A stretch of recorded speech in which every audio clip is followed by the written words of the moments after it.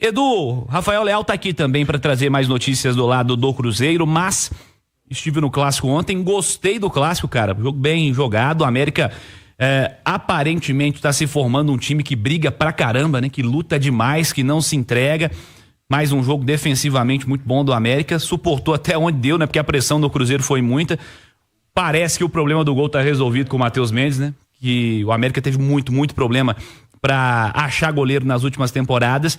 E eu disse ao Ale Oliveira ontem, queria sua opinião sobre isso. Para mim, o Cruzeiro não jogava tão bem desde Fernando Seabra. E agora, como criou tanto, como o goleiro foi o melhor em campo, como teve uma série de chances claríssimas, agora dá para falar de desempenho, que era o que o Fernando Diniz falava quando não tinha desempenho. Dá pra falar. O jogo foi muito bom, não só pela boa atuação do Cruzeiro, mas também pela do adversário, né? O América também jogou muito bem. Então, quando as duas equipes fazem um bom jogo, automaticamente a gente assiste a uma ótima partida de futebol. E olha que o Cruzeiro não começou bem, né? Batendo cabeça defensivamente, sofreu um gol muito cedo e poderia ter sofrido outro em seguida, mas aos poucos foi se ajustando, empurrando o América. Cara, e teve um volume absurdo ofensivo durante a partida, primeiro tempo principalmente, e aí parou nessa atuação espetacular do Matheus Mendes, que é um goleiro do Galo emprestado ao América. Mas no Cruzeiro tivemos muitas atuações individuais que fizeram com que a parte coletiva se sobressaísse e vice-versa, né? Quando coletivamente seu time funciona, individualmente você encontra destaques. E aí, para mim, o Dudu jogou muita bola, foi o grande nome do primeiro tempo, sem dúvida nenhuma, muito acionado pelo lado esquerdo.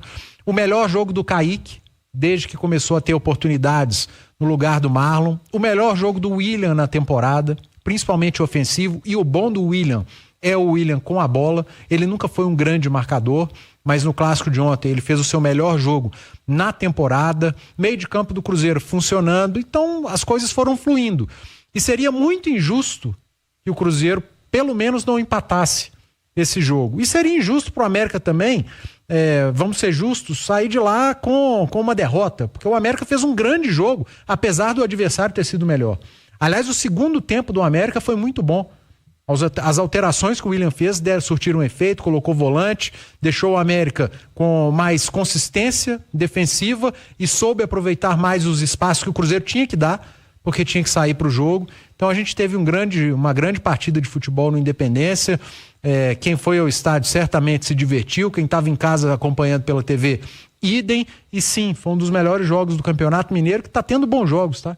Não foi só esse clássico, Cruzeiro e América, não. E seria aliás, eu acho que foi um pecado ter terminado 1-1. Também acho, merecia mais. Era jogo para mais gols. Mas não teve mais gols pela grande atuação do Matheus Mendes no jogo e pela grande atuação do Cássio no segundo tempo. Tô contigo nessa aí, Edu. Rafael Leal tem mais notícias do Cruzeiro, comentamos o jogo, agora olhando adiante, vem clássico por aí. Leal, um abraço, boa noite. Boa noite, Cirilo, a todos que nos acompanham aqui na turma do bate-bola. Pois é, semana quente, intensa no lado celeste, né? Porque já teve esse clássico contra o América e agora o principal rival, o Atlético. E um detalhe, né? O Cruzeiro pode definir o futuro do Galo no Campeonato Mineiro. Cruzeiro que ontem, com empate, não conseguiu a classificação à próxima fase do campeonato estadual, mas está tudo muito encaminhado. Em seu grupo ele é o líder, abriu inclusive 5 pontos de diferença para o Aimorés, que é o segundo colocado, e o Atlético depende dele e também de uma combinação de resultados. Esse clássico do domingo, Cirilo, podemos ter a quebra do recorde de público, né? O atual recorde é de 61.583 pessoas, público registrado no clássico de agosto do ano passado. Então, o acordo do Cruzeiro com o Gigante da Pampulha prevê que tenham 61.584 pessoas, é a carga máxima de ingressos disponibilizada aí para venda para esse jogo do domingão. Quem sabe mais um super clássico com Mineirão lotado. A curiosidade disso aí é que é um ingresso a mais. Sempre. 582 aumenta para 583. Se vender tudo, tem quebra de recorde. Exatamente. Vai ficando pra história. E vamos que vamos, né? Mas é interessante, né? A estratégia que tem sido utilizada aí nos últimos clássicos. Engraçado. Que o Cruzeiro é mandante, né? Um ingresso emitido a mais. Isso aí, pô. Futebol é maravilhoso, gente. Turma, vamos falar do Cruzeiro, porque já tivemos a reapresentação da Raposa.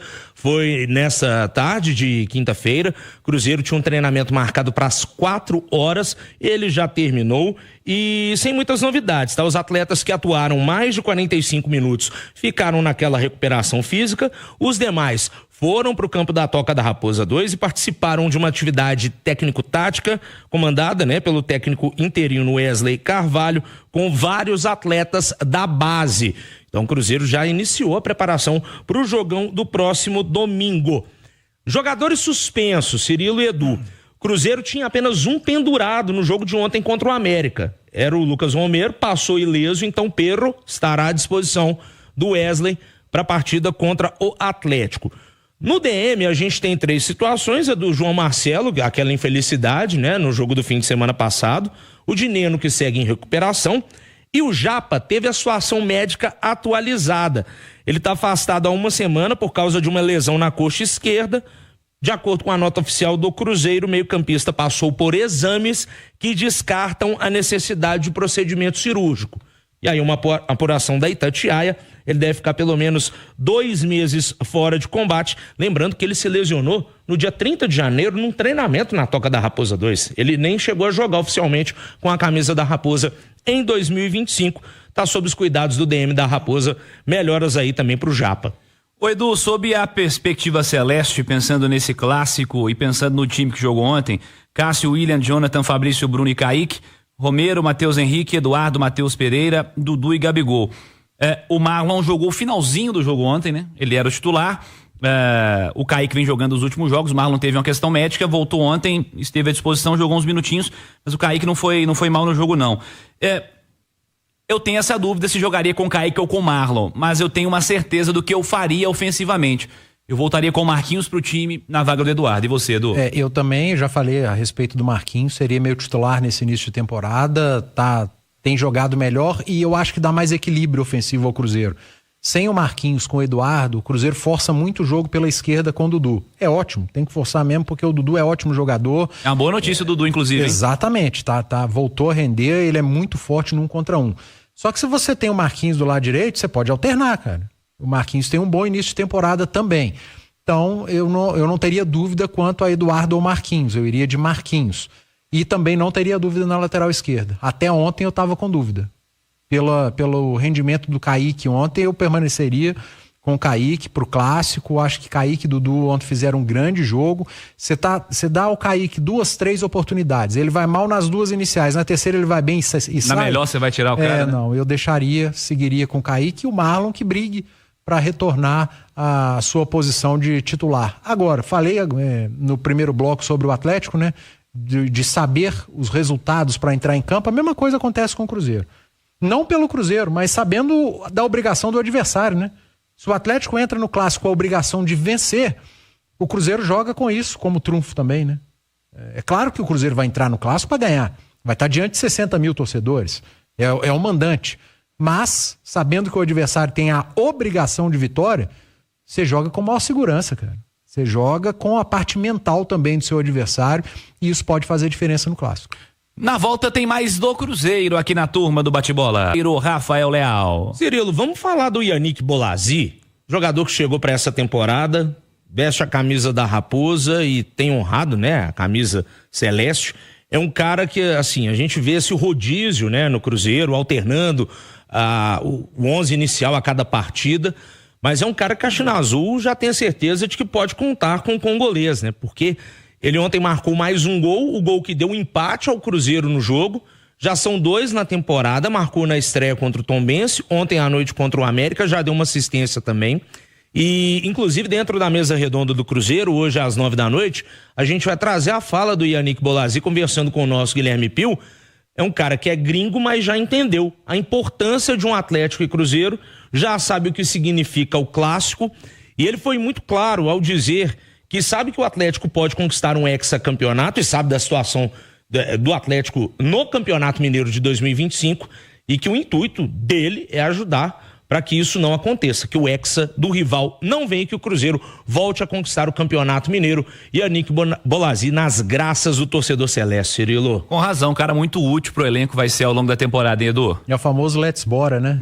Tá com isso, né? Um grande personagem.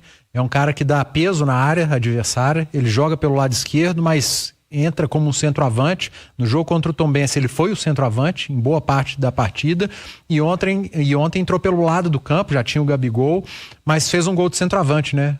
O cruzamento perfeito do William e ele vai de peixinho, gols decisivos, né? Gol de vitória, gol de empate. É um cara que vai ser importante ao longo da temporada, seja como titular ou não.